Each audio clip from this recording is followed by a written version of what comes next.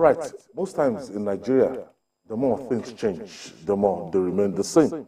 Following the euphoria that greeted the opening of the second Niger Bridge, the belief is that the ugly stories about the first one will be forgotten.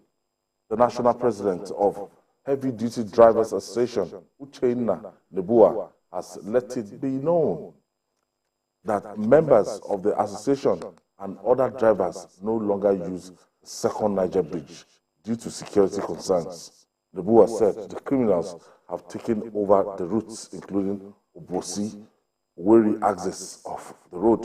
According to him, hoodlums, armed robbers, and kidnappers now operate along the bridge. What is this now? We don't have facilities. The government has provided facility. It's turning into security risk again. Yeah, but you can't blame them. Honestly, you can't blame them. If you cannot secure the highway and the highway seems lonely, then you are a sitting duck because the kidnappers will just pick you easily. And that's what is happening. We are not talking about the Onitsha end of the bridge now.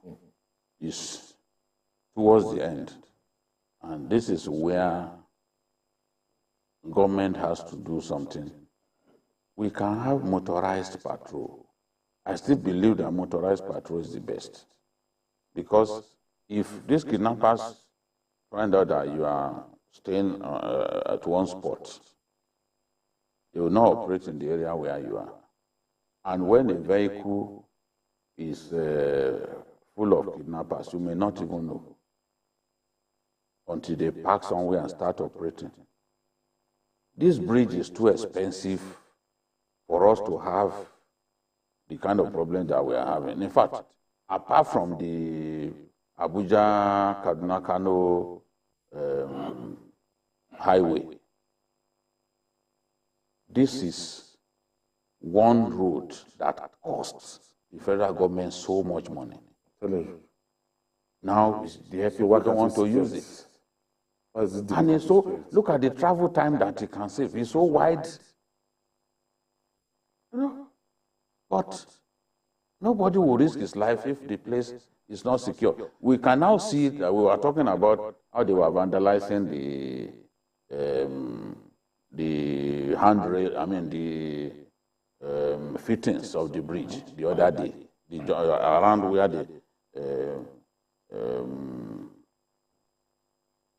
those junction areas. There's something they call them. I do not remember.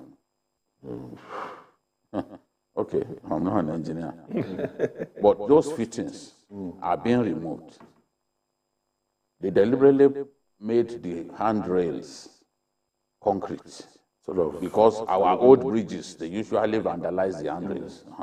But now the expansion joints, that's what I'm trying to say, the expansion joints are being vandalized by all these people who sell scrap metals and all that.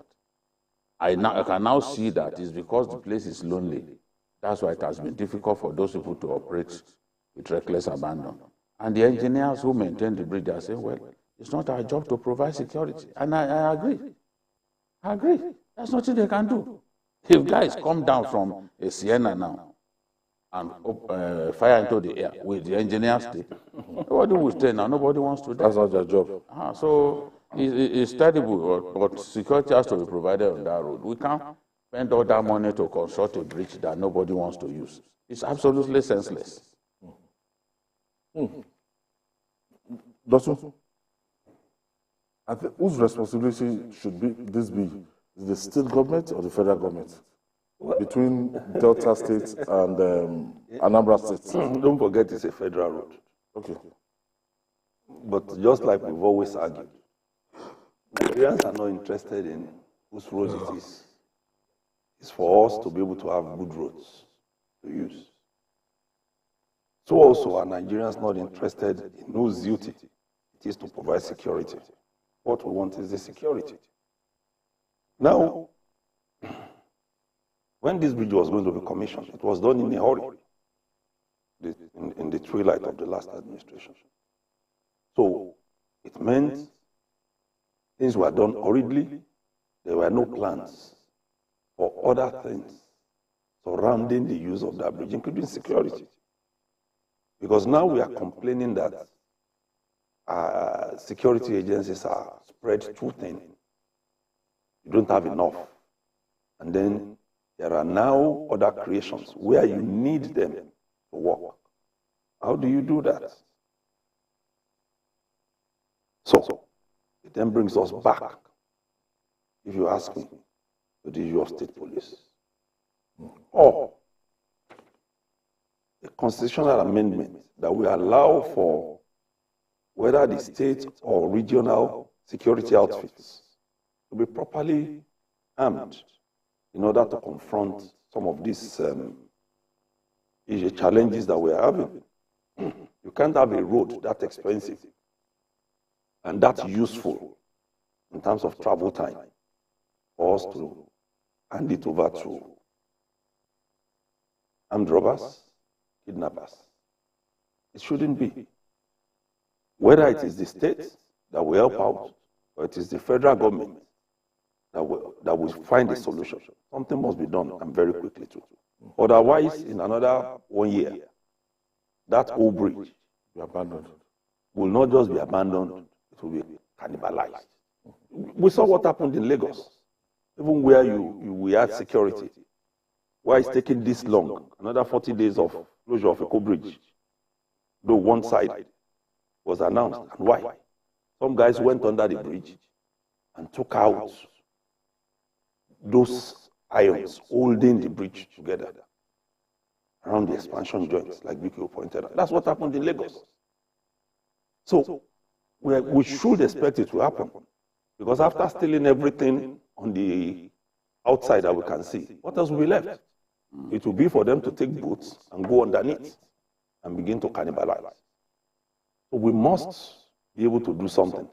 Otherwise, that investment will go to naught. And the only prayer we can have now is, whenever there is going to be trouble, let there be no lives lost. Because when there is going to be a crack, it won't announce it to anybody.